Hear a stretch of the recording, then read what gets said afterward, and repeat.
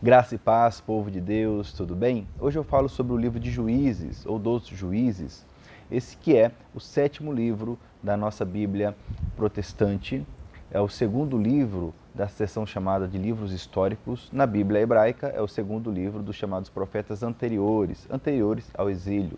O nome é proveniente dos líderes que são levantados ao longo da história narrada, contada nessa porção das Escrituras Sagradas. No hebraico, shofetim significa justamente juízes, que são líderes, governantes, libertadores levantados por Deus.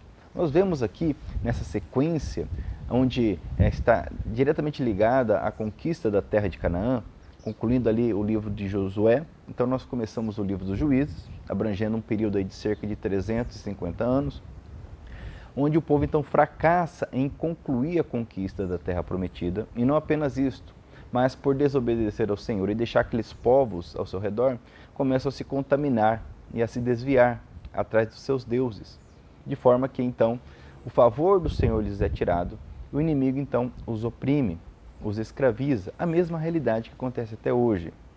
O autor deste livro, tradicionalmente, é o profeta Samuel, o último dos juízes.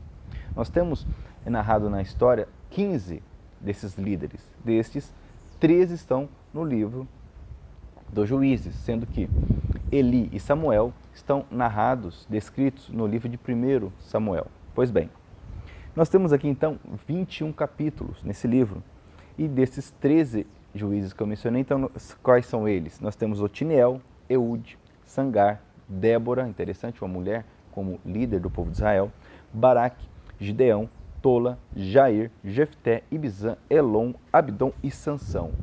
Importante para entendermos o contexto é que nenhum destes liderou o povo todo de Israel, liderou as 12 tribos de Israel. Inclusive tendo alguns que agiram no mesmo período em regiões diversas. Foram homens levantados, e no caso Débora, levantada para proteger o povo em determinadas regiões. E nós percebemos nesse livro um ciclo vicioso, onde o povo se desvia, é oprimido por décadas, clama ao Senhor, o Senhor então, com misericórdia, paciência e longanimidade, não demonstradas em nenhum outro livro como neste, então ouve o povo e levanta um libertador. Outro ponto interessante que nós percebemos aqui é a manifestação do Espírito Santo. Mesmo com um povo apóstata, um povo que sempre se desviava do caminho do Senhor, nós percebemos a ação direta do Espírito Santo através desses juízes, o que nos remete aí à capacitação do Espírito Santo sobre a igreja nos dias de hoje, diante de tanta apostasia, diante de tantos inimigos espirituais, conforme Paulo escreve lá em Efésios capítulo 6. Então nós percebemos o seguinte, que o povo de Deus, eu trago uma reflexão aqui, o povo de Deus está apenas a uma geração da apostasia. Ou seja, o povo temia Deus, a geração seguinte, ou seja, os seus filhos se desviavam. Guarde isso no teu coração, meu irmão, minha irmã. O povo de Deus está apenas a uma geração da apostasia. Os jovens devem ser treinados a andar no temor do Senhor. Conforme Paulo escreve a Timóteo, dizendo, olha, desde criança você sabe as sagradas letras que te capacitam para vencer, te capacitam, te instruem, te exortam para fazer todo tipo de boa obra. Precisamos ensinar os jovens. A conversão não é automática, ninguém nasce sabendo o Evangelho, ninguém nasce conhecendo a verdade do Evangelho, é preciso ensiná-la, anunciá-la. Bem-aventurado aquele que anuncia o Evangelho, conformosos são os pés daquele que anuncia o Evangelho. Então nós vemos esse ciclo, e eu trago essa reflexão. Veja bem, vou repetir. Apenas uma geração da apostasia, nós estamos apenas uma geração da apostasia. Outro ponto interessante que nós percebemos aqui, por 4 vezes é repetida a frase assim, naquela época não havia rei em Israel, cada um fazia o que lhe parecia reto. Nós estamos aqui no contexto que envolve Josué, Juízes, o livro de Ruth e o livro de 1 Samuel, onde o povo então sai do contexto da escravidão, entra na terra prometida, mas ainda não tem um rei ungido pelo Senhor. Sabemos que o primeiro rei foi Saul, ungido pelo profeta Samuel, inclusive o último dos juízes foi Samuel.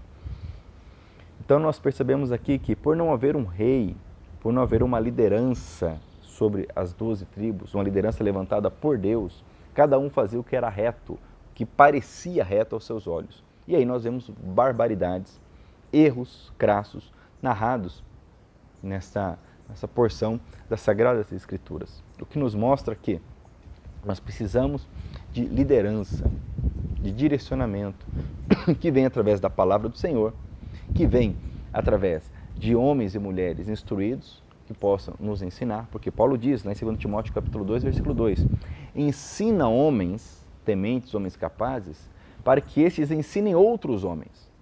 Então nós precisamos de liderança, precisamos andar em unidade, e a unidade só existe se há liderança, ok? Então, por não haver rei, por não haver liderança, o povo padece. Então nós percebemos essa declaração por 4 vezes nesse livro tão importante de Juízes. Então, meu irmão, minha irmã, se você não conhece, busque conhecer, busque ler essa porção das Escrituras. É muito edificante. Percebemos como Deus é misericordioso e como nós, seres humanos, somos teimosos, endurecidos, e nos alerta sobre a necessidade de prepararmos a próxima geração para enfrentar desafios maiores do que nós enfrentamos hoje, ok? Que o Senhor te abençoe e te guarde, que o Senhor faça resplandecer o rosto sobre ti e tenha misericórdia de ti, que o Senhor sobre ti levante o rosto e te dê a paz. Amém?